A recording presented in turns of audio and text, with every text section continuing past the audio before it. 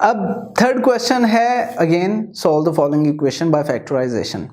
और इक्वेशन क्या दी हुई है, 9x square minus 12x minus 5 is equal to 0। अब ये एग्जैक्टली सेम स्टेप्स हैं जो हमने पहले फॉलो किए थे, बट अब हम उन्हें थोड़ा थोड़ा डिफिकल्ट करते जा रहे हैं। पहले हमने एक्स स्क्वायर के साथ पहले क्वेश्चन में कुछ मल्टीप्लाई नहीं किया था, दूसरे क्वेश्चन में हमने एक्स स्क्वायर के साथ मल्टीप्लाई किया। तो आप देखेंगे कि सेम स्टेप होंगे, लेकिन जाहिर है आपकी टीचर आपकी प्रैक्टिस कैसे करवाएंगे अगर बिल्कुल एक ही क्वेश्चन दे देंगे एक टाइप का। तो हमेशा पूरी बुक में ये ट्रेंड है कि एक टाइप के एक से ज़्यादा क्वेश्चन दिए जाते हैं और थोड़ा थोड़ा लेवल उनका डिफिकल्ट करते चले जाते हैं। तो हम देखते हैं 9x square minus 12x minus 5 is equal to 0। हमने इसे अपनी स्टैंडर्ड इक्वेशन के साथ कंपेयर करना है, जो कि क्या है, ax square plus bx plus c is equal to 0। अब आप मुझे बताइए कि हमारी दोनों इक्वेशन में x स्क्वायर अगर कंपेयर करेंगे, x स्क्वायर के साथ क्या लिखा हुआ है। हमारी स्टैंडर्ड में x स्क्वायर के साथ a है और हमारी गिवन इक्वेशन में x स्क्वायर के साथ 9 है, यानी a इज इक्वल टू 9 आ गया। इसी तरह अगर मैं c में देखूं, c की जगह पे अब क्या लिखा हुआ है, माइनस 5, ठीक है, और b की जगह लिखा हुआ है माइनस 12। हम क्या करते हैं, पिछले दो क्वेश्चन में हमने क्या किया, a को c से मल्टीप्लाई किया। a क्या है हमारे पास 9, c क्या है माइनस 5। तो 9 इंटू माइनस 5 करेंगे, आप कैलकुलेटर से कर सकते हैं, बड़ा इजी है, माइनस 45 आंसर आएगा। 9 5 आर 45, या जिस तरह हम पढ़ते होते थे 9 ज़रब 5 आंसर आता है 45, या 5 9 45, ठीक है, जिस तरह भी आपको आसान लगे उस तरीके से आप इसे याद रख सकते हैं। बट अब एफएससी के स्टूडेंट हैं, कैलकुलेटर से भी कैलकुलेट कर सकते हैं, but this is very easy. अब जो सी हमारा है वो 5 माइनस 5, बी माइनस 12 है, तो हम पिछले दोनों क्वेश्चन की तरह जो बी है उसे अलग लिख लेते हैं, यानी माइनस 12 को। अब माइनस 12 को हमने सॉल्व करना है, यानी फैक्टर्स करने हैं, उसको तोड़ना है, बी को ही तोड़ते हैं। तो अब मैं उधर देख रहा हूं माइनस 45 आंसर है, मैंने माइनस 12 को समहाउ कुछ करना है कि माइनस 45 आंसर आ जाए इसके फैक्टर्स को मल्टीप्लाई करने से। बहुत आसान है, अगेन इंट्यूशन, माइनस 15 प्लस 3 अगर मैं लिखूं, यानी माइनस 15 प्लस 3। अब मुझे बताइए कैलकुलेटर से कैलकुलेट करके कि इसका आंसर क्या आएगा, माइनस 15 प्लस 3 का आंसर आएगा माइनस 12, ठीक है। इंटरेस्टिंग बात, अगर मैं माइनस 15 को ब्रैकेट में लिखूं और 3 को ब्रैकेट में लिखूं और इन दोनों को मल्टीप्लाई करूं, ब्रैकेट याद रखना, जैसे माइनस साइन आ जाए आपने ब्रैकेट सबसे पहले लिखनी है, कभी गलती नहीं होगी, ठीक है।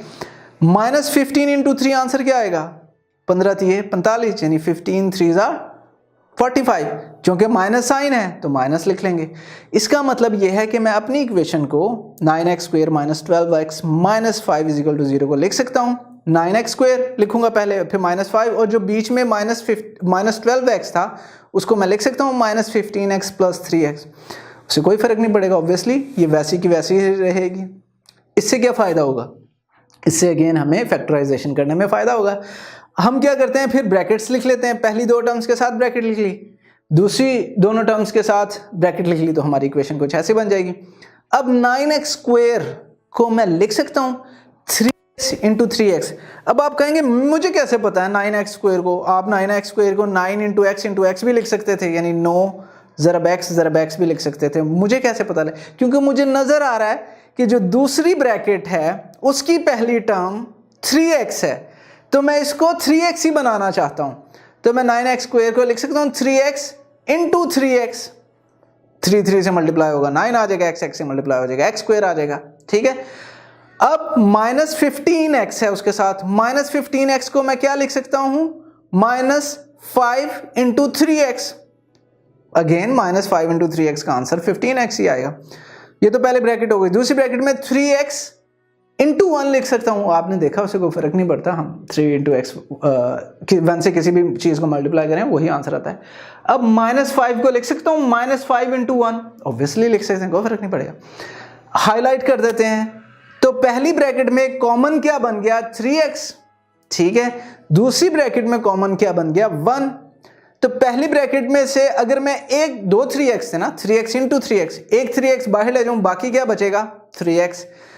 फिर माइनस के बाद 5 इंटू 3x था, एक 3x बाहर ले जाऊं, बाकी क्या बचेगा -5।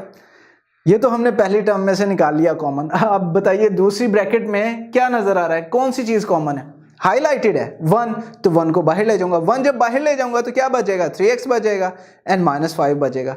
तो नजर नहीं आ रहा कि हमारे साथ क्या हो गया, हमने 3x, ये पहली जो हमारी अब ब्रैकेट कंसीडर करेंगे हम, वो 3x इंटू 3x -5 के क्रॉस कर लेंगे, फिर 1 इंटू 3x -5।